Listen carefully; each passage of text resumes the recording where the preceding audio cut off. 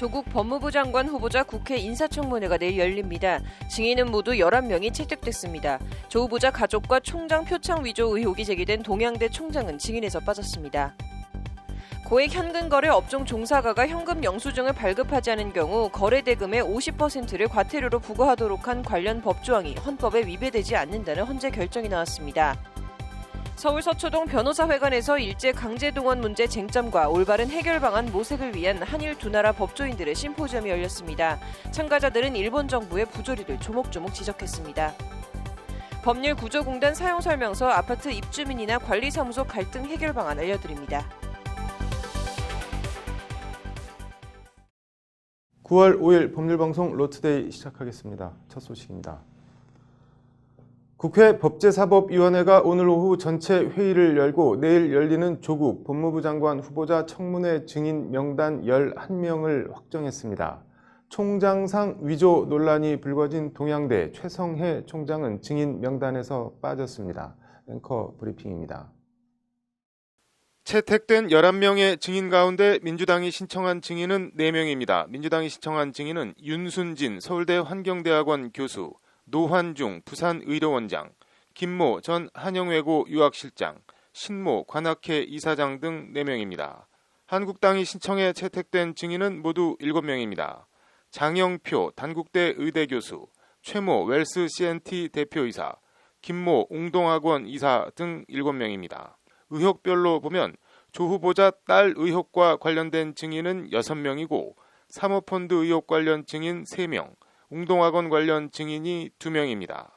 다만 인사청문회법은 증인이나 참고인 출석을 요구하려면 청문회 5일 전에 출석 요구서를 송달해야 해 채택된 11명의 증인이 자발적으로 출석하지 않을 경우 출석을 강제할 수는 없습니다. 애초 여야가 첨예하게 대립했던 조 후보자 모친과 부인 정경심 교수, 조 후보자의 딸, 조 후보자의 동생과 동생의 전처 등 가족은 증인에서 모두 빠졌습니다. 막판 쟁점으로 떠오른 조 후보자 딸의 동양대 총장 표창장 위조 의혹과 관련해 최성해 동양대 총장도 증인 명단에서 제외됐습니다.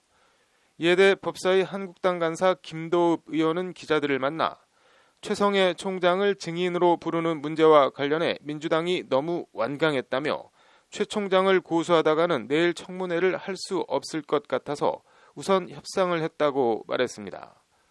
반면 민주당 간사 송기현 의원은 최 총장은 태극기 부대에 가서 말하는 분이다. 정치 공세를 하는 사람을 증인으로 부르자는 말인가 라며 청문회장을 청문회가 아니라 정치 공세장으로 만들겠다는 것이라고 증인 채택 반대 배경을 설명했습니다.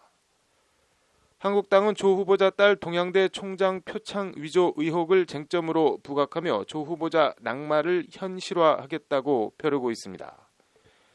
민주당은 청문회에서 근거 없는 의혹 제기보다는 조 후보자의 능력 확인에 초점을 맞추며 철통 엄호를 예고했습니다. 한편 표창장 위조 논란과 관련해 검찰 참고인 조사를 받은 최성해 동양대 총장은 오늘 새벽 조사를 마치고 나오면서 조국 후보자 부인 정경심 교수로부터 딸의 총장 표창장 발급 권한을 위임했다고 말해달라는 취지의 부탁을 받았다고 말했습니다. 최 총장은 정 교수를 잘 알고 그런 상을 조 후보자 딸에게 주었다면 분명히 기억한다면서 이같이 말했습니다. 검찰은 최근 동양대와 부산대 등을 압수수색하는 과정에서 조 후보자 딸이 받았다는 표창장의 일련 번호 등 양식이 다르고 상장 발부 대장에도 기록되지 않은 정황을 파악한 것으로 전해졌습니다. 법조계에선 관련 의혹이 사실로 확인되면 사문서 위조와 업무방해, 증거인멸 교사 등의 혐의가 적용될 수 있을 것으로 보고 있습니다. 청와대는 추가 의혹 파장에 촉각을 곤두세우면서도 중요한 건 조 후보자 본인이 뭘 했느냐라며 임명 강행에 무게를 두고 있습니다. 청와대 관계자는 우리가 핵심으로 보는 것은 조 후보자 본인이 뭘 했느냐다라면서 지금까지 제기된 의혹은 조 후보자와 거의 연관성이 없다고 선을 그었습니다. 조국 후보자는 인사청문회 준비단 사무실에 출근하며 내일 청문회까지 시간이 많이 부족하지만 기자 간담회 이후 언론에서 새로 제기된 의혹에 대해서도 소명하겠다고 밝혔습니다.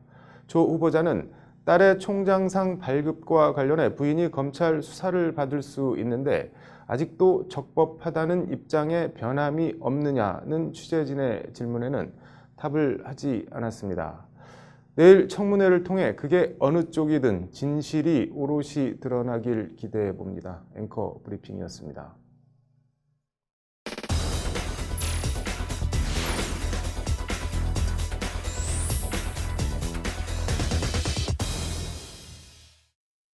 네, 오늘 서울 서초동 변호사회관 5층 정의실에선 일제 강제동원 문제의 쟁점과 올바른 해결 방안 모색을 위한 한일 변호사들의 공동 심포지움이 열렸습니다. 이슈플러스 장한지 기자가 취재했습니다. 장 기자, 일본 변호사들이라고 했는데 어떤 변호사들이 참석했나요? 네, 먼저 한국의 대한변협과 같은 일본 변호사연합회가 있는데요. 네. 이 일본 변호사연합회 회장을 지낸 우츠노미야 겐지 변호사가 특별 연설자로 참석했습니다. 네. 우츠노미야 겐지 변호사는 일제 강제동원의 역사인 이 한일 청구권 협정이 가는 한계를 지적하면서 네. 강제징용 배상, 한국 대법원 판결에 대한 일본 정부 대응은 잘못됐다고 목소리를 높였습니다. 네, 뭐 구체적으로 뭐라고 발언을 했나요? 네, 먼저 한일 청구권 협정과 관련해서는 네. 당사자인 강제동원 피해자를 제외하고 체결된 협정이며 네. 일본 정부가 조선반도에 대한 식민지 지배의 불법성을 인정하지 않고 식민지 지배를 반성하지 않은 채 체결된 협정이라는 의미에서 큰 한계가 있는 협정이라고 지적했습니다. 네. 한국 대법원 판결에 대한 일본 정부의 대응에 대해서도요. 네. 한국 대법원 판결에 대해 국제법 위반이라고 하는 아베 총리나 일본 주요 언론사의 비판은 민주주의 국가의 삼권 분립 제도나 개인의 손해배상 청구권은 이제 국가 간 협정으로도 소멸하지 않았다고 해왔던 지금까지 일본 정부의 해석이나 이제 최고재판소의 판결을 이해하지 못한 잘못된 비판이라고 직격탄을 날렸습니다. 네. 뭐 다른 발언은 또 어떤 내용이 있나요? 네, 일본 정부의 한국 수출 규제, 이 화이트 국가 한국 배제 조치에 대한 언급도 나왔는데요. 네. 징용인 문제를 둘러싼 보복 조치임은 분명하며 즉시 철회해야 한다. 한일 두 정부는 보복 전쟁을 중지하고 징용인 문제 해결을 위한 대화를 시작해야 한다고 우츠노미야 겐지 변호사는 강조했습니다. 네. 또 그러면서 강제동원 문제 대응을 위해서 일본 변호사연합회와 대한변협이 연대해서 교류하며 공동 행동을 통해 성과를 얻어야 한다고 제안했습니다. 네, 뭐 하나도 버릴 말이 없어 보이는데 다른 일본 변호사는 또 어떤 사람들이 왔나요? 네, 일본 변호사연합회 한일 변호사회 전후 처리 문제 공동행동 특별부의 위원인 이제 자이마 히데카즈 변호사가 네. 강제동원 문제에 관한 일본 정부의 지금까지 입장과 평가라는 제목으로 주제 발표를 했습니다. 네. 자이마 히데카즈 변호사는 먼저 1965년 한일 청구권 협정에 대해서 이제 완전하면서 최종적으로 해결됐다라는 표현에 대해 네. 누구와 누구 간에 또 어떠한 문제가 완전하면서 최종적으로 해결되었는가에 대한 일본 정부의 해석은 일관된 것은 아니었다고 꼬집었습니다. 네. 그러면서 일본 정부가 일본 국민이 책임을 추궁할 때는 개인 청구권은 소멸하지 않았다라고 하고 상대국의 국민이 책임을 추궁할 때는 해결됐다라고 말하면서 책임을 회피해왔다고 일본 정부의 이중성을 지적했습니다. 네. 일본 정부는 책임을 지지 않으려 한다는 점에서 일관된 자세를 보여왔다는 것이 이 자이마 히데카즈 변호사의 자국 정부를 향한 뼈 때리는 지적입니다. 네. 뭐 진짜로 버릴 말이 하나도 없어 보이네요. 네, 강제징용 배상 한국 대법원 판결에 대해서도 이 변호사는 네. 아베 총리나 주요 언론은 한국 대법원 판결이 국제법 위반이라며 비난하고 있는데 네. 소멸하지 않은 개인 청구권에 근거한 소송을 한국의 재판소가 인정한 것이 어째서 국제법 위반이 되는지 근거는 제시하지 않았다고 지적했습니다. 네. 그러면서 대법원 판결에 대한 한국 정부 비난은 삼권 분립 원칙에 반한다며 일본 정부는 피해자의 소송을 진지하게 대응하려 하지 않았다고 자국 정부를 가감없이 비판했습니다. 네. 뭐 대안이나 해결책 같은 거는 어떤 점들을 제시했나요? 네, 자이마 히데카즈 변호사는 일본 정부의 비난은 극히 정치적이라면서 네. 징용인 문제를 정치적 문제로 취급할 것이 아니라 인권 문제로서 징용인을 비롯한 피해자들의 소송에 진지하게 임하는 것이 중요하다고 강조했는데요. 네. 자이마 히데카즈 변호사는 그러면서 네. 일본 정부의 수출 규제 등 정책은 최악이라면서 해결을 위한 정상회담을 개최해야 한다고 제언했습니다. 네. 또 그러면서 일본에서 법률가의 활동, 성명, 연대 활동 등을 통해서 일본 정부에 대해 냉정하게 문제 해결에 임해야 한다는 의견이 확대되고 있다고 네. 이제 또 양국의 국민들이 서로를 진정으로 이해하고 동아시아의 평화적 공생을 진지하게 생각해야 한다고 강조했습니다. 네. 앞서 특별 연설을 했던 우츠노미야 겐지 일변년 전 회장도 당사자가 살아있는 동안 조속한 사죄와 배상을 해야 한다면서 기억의 계승이 갖는 중요성을 강조했습니다. 네. 강제동원 피해자에 대한 사죄와 배상은 강제동원 문제 해결의 첫걸음이다. 그리고 사죄와 배상에 그치지 않고 다시 같은 잘못을 저지르지 않기 위해서도 기억을 계승하는 것이 중요하다. 이 기억의 계승은 가해국인 일본이나 일본 국민에게 더 중요한 과제라는 게 이 우츠노미야 겐지 변호사의 말입니다. 네. 이에 대해서 김창록 경북대 법전원 교수 그리고 네. 서울변의 이사인 임재성 변호사, 류영재 춘천지방법원 판사 등도 같은 취지의 주제 발표를 하고 네. 또 일본 변호사들의 주장과 논리에 힘을 실어주면서 공감했습니다. 네. 같은 잘못을 저지르지 않기 위해선 기억의 계승이 중요하다. 상당히 인상적인 말이네요. 오늘 잘 들었습니다.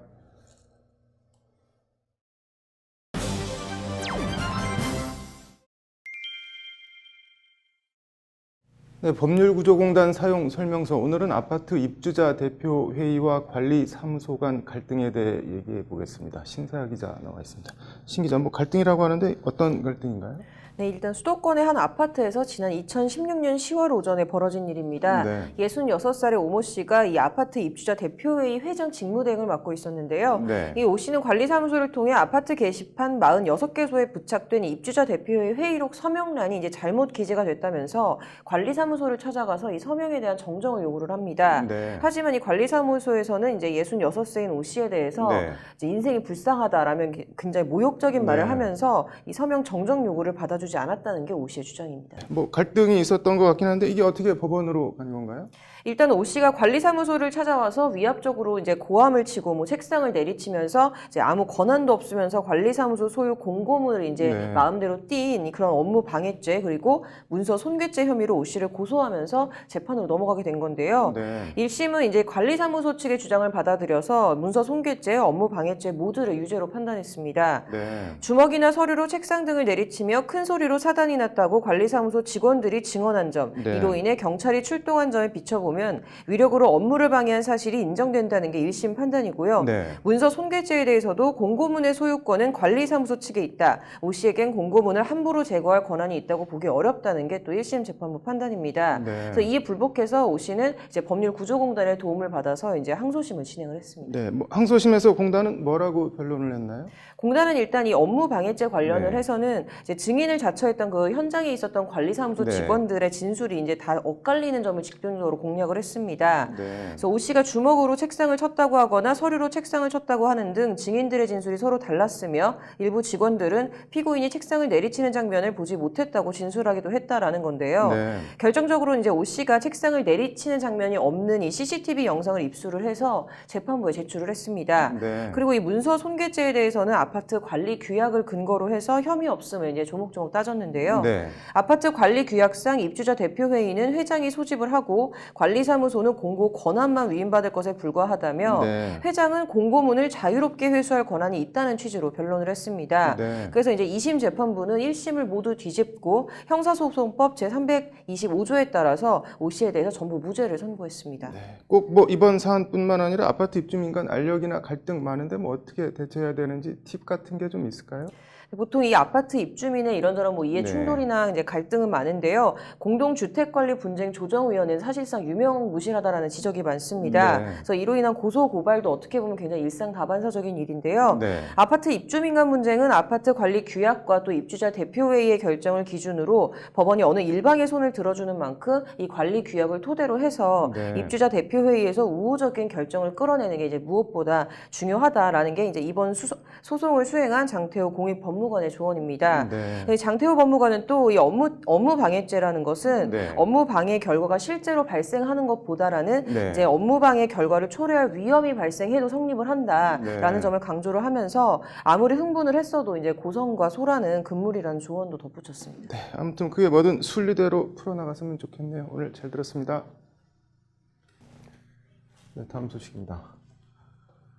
고액 현금거래업종 종사자가 현금 영수증을 발급하지 않은 경우 거래대금의 50%를 과태료로 부과하도록 한 조항이 헌법에 어긋나지 않는다는 헌재 결정이 나왔습니다. 판결로 보는 세상입니다. 예식장업주 A씨 등은 각 13억 3,659만 원과 4억 8,430만 원에 대해 현금 영수증을 발급하지 않았다가 거래대금 50%를 과태료로 부과받자 지난해 7월 헌법소원 심판을 청구했습니다. 법인세법은 대통령령으로 정한 업종 경영 법인이 건당 10만 원 이상을 거래했을 때 상대 요청 없이도 현금 영수증을 의무적으로 발급하도록 하고 있습니다. 조세범 처벌법은 현금 영수증 의무 발급 규정을 어겼을 경우 거래대금의 50%를 과태료로 물리도록 하고 있습니다. A씨 등은 현금 영수증 미발급으로 사업자가 얻은 실제 이익을 고려하지 않고 일률적으로 거래대금 절반을 과태료로 부과하는 것은 형평성이 어긋난다고 주장하며 헌법소원을 냈습니다. 이에 대해 헌재는 오늘 재판관 6대3 의견으로 합헌 결정을 내렸다고 밝혔습니다.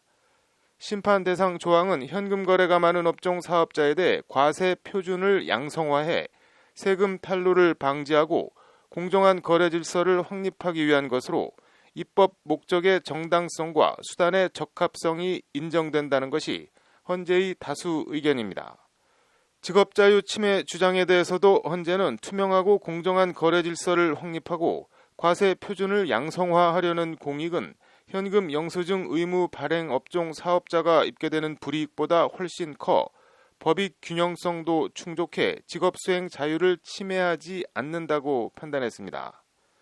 거래대금이 클수록 비난 가능성 또한 커진다는 점 등에 비춰보면 실제 취득한 이익이 아니라 거래대금을 과태료 기준으로 삼았더라도 평등원칙에 위반되지 않는다고 헌재는 덧붙였습니다.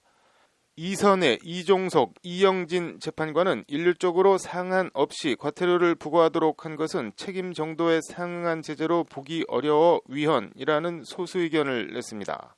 이선혜 재판관 등은 현금 영수증 미발급 경위 등 구체적, 개별적 사정을 고려해 과태료를 부과해야 한다고 지적했지만 위헌 정족수 6명에 미치지 못했습니다. 현금 영수증을 발행하지 않았다고 일률적으로 거래대금의 절반을 과태료로 부과하는 게 부당하다고 항의할 게 아니라 애초 발급하라는 현금 영수증을 발급했으면 누구에게도 아무런 문제가 없지 않았을까 하는 생각입니다. 판결로 보는 세상입니다. 네, 오늘 준비한 소식은 여기까지입니다. 시청해 주셔서 감사합니다.